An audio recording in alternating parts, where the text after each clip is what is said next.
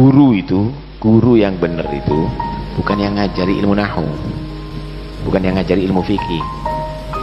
Ahli bahasa, ahli fikih walaupun orang fasik bisa. Guru yang benar adalah yang ngajari kamu untuk tidak sombong, yang ngajari kamu untuk tidak riya, yang ngajari kamu untuk zuhud di dunia, yang ngajari kamu kekuatan iman, yang ngajari kamu bisa menghargai sesama muslim, yang ngajari kamu tawadhu, yang mengenalkan kamu kepada Allah Subhanahu wa ta'ala. Orang dulu itu mandi, ahli sholat, Masya Allah banyak nangis. Qasidah tok itu banyak orang tobat ya. Kenal Kiai Hamid kan?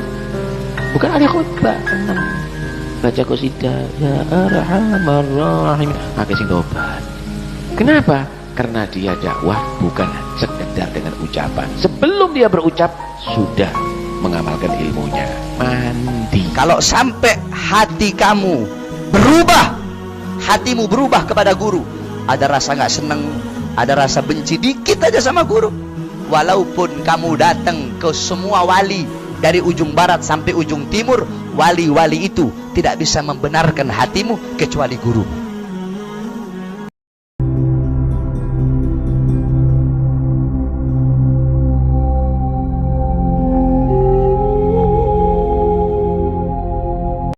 Kalau jujur, sifat hidup ini milik Tuhan. Artinya kita harus ikhlas menerima seluruh perjalanan kehidupan kita. Mau senang, mau susah, kita harus terima dengan ikhlas. Jangan banyak mengeluh. Karena yang hidup Tuhan. Kalau kita merasa sedih, merasa susah, berarti kita yang merasa hidup, betul ya? Itu hati-hati loh. Ini masuk syirik kalau kita merasa hidup. Kita pendusta. Karena nyata yang hidup Tuhan. Melalui sifat kebesarannya. Dinamakan rohani. Menyatakan 7 sifat ketuhanan di dalam badan jasmani. Kenapa kita tidak melihat nih? Nah kan lucu ya, lucu. Ya. Kalau hidup nyatanya ini hidup Tuhan, berarti yang hiduplah ya Tuhan melalui sifatnya. Ya, dikatakan ruh yang jadi nyawa. Nyatanya keluar masuknya napas. Sedang kita sedikit diuji ngeluhnya luar negeri. Mau senang, mau susah, tidak ada yang abadi.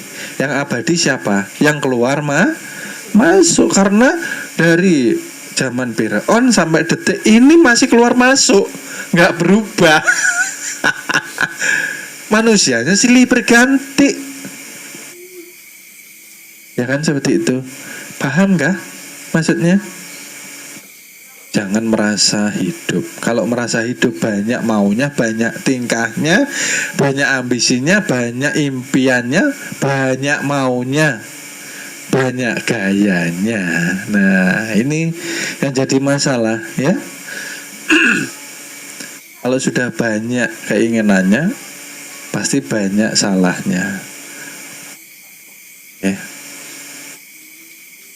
Harus kita tahu diri. Yang hidup itu Tuhan, kita hanya dihidupkan. Tapi kenapa kita dihidupkan tidak punya terima kasih? Tidak punya terima kasih kalau kita menentang Tuhan terus setiap hari. Yang dikeluarkan sifat-sifat binatang, sifat seton. Okay? Di masjid pun orang sholat pun banyak setannya. Akhirnya kan seperti itu. Di masjid pun yang sholat banyak hewannya. Kenapa? Karena ketika disuruh merapatkan saf, supaya apa? Disuruh merapatkan saf itu supaya apa? Setannya tidak masuk ya. Saf dirapatkan tapi setannya masih masuk semua. Ya. Ya memang merapatkan saf ini menjadi sempurnanya sholat. Ayo rapatkan saf, rapatkan saf. Lalu kalau sudah rapat, Apa menjamin setan tidak masuk? Nyatanya ketika rapat, sholat, pikiran bisa belanja, pikiran bisa shopping, pikiran bisa jalan-jalan ke sana kemari. Artinya apa? Kiblat hati kita bukan berkiblat kepada kesucian. Kiblat rohani ialah menuju kepada Tuhan. Kalau kita takbir, pikiran kita melayang-layang, artinya kita masih belum bertuhankan yang maha suci. Gitu loh. Allah. Ini sabnya sudah rapat semua nih, tapi setannya masuk.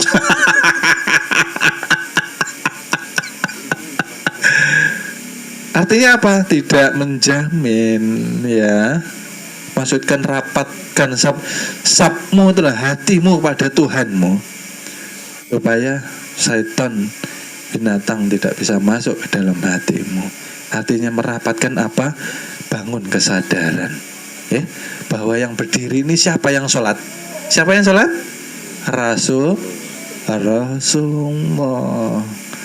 Rasulullah dengan kekasihnya yang aja dua. Kita hanya menyaksikan asyhadu alla ilaha, maha meliputi. Kita menyaksikan baru benar.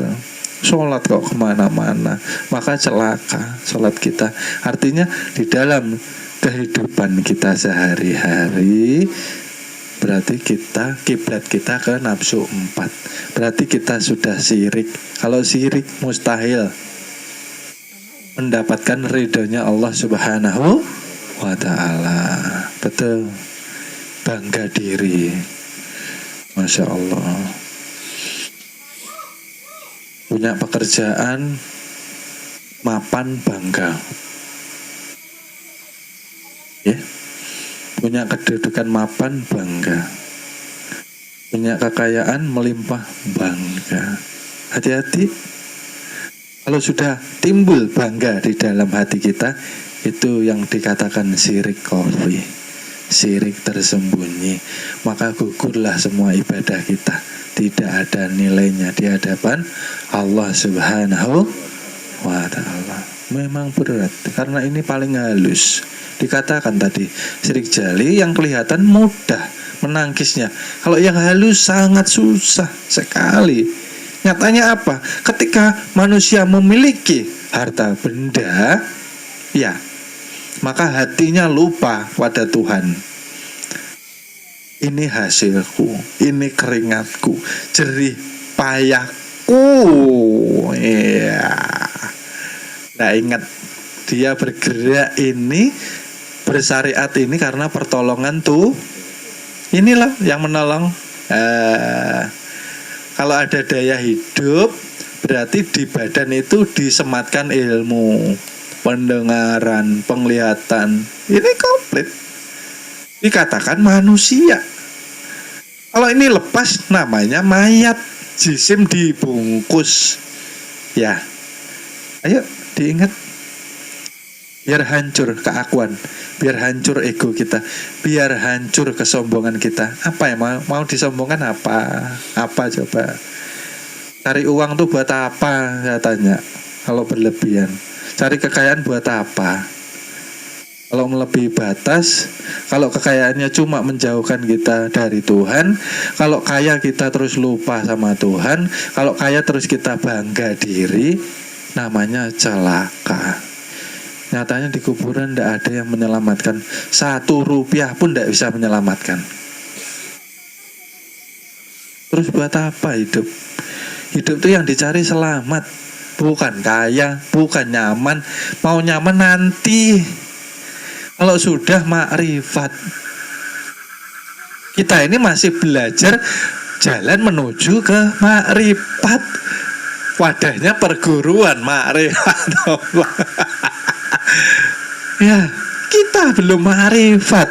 Kalau orang sudah ma'rifat, sombongnya hilang, sifat setannya hilang, sifat hewannya hilang, matanya menimbulkan kasih sayang, matanya menimbulkan kesejukan, matanya menimbulkan welas asih.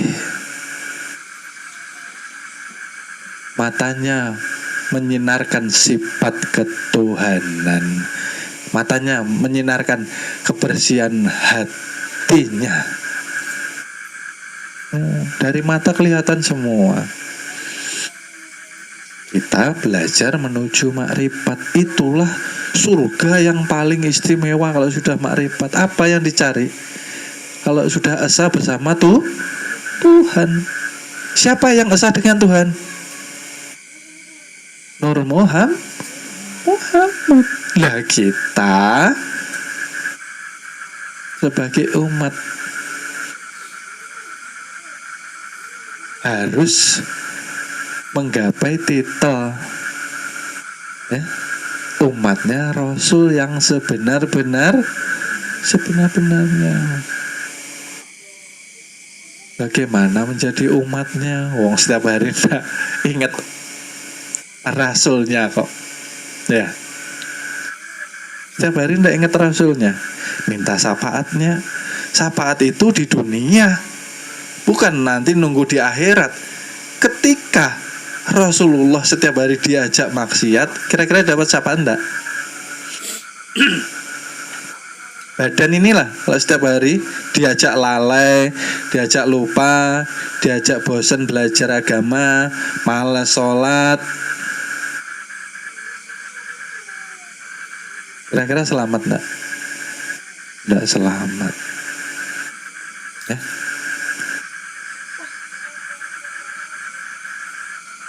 Ada teman kesusahan, ada tetangga kesusahan, ada saudara kesusahan.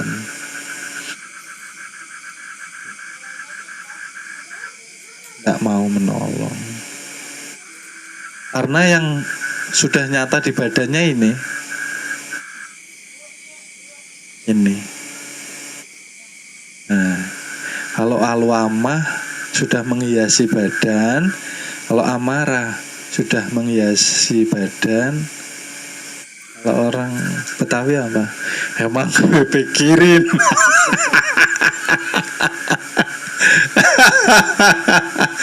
Artinya mati hati nuraninya.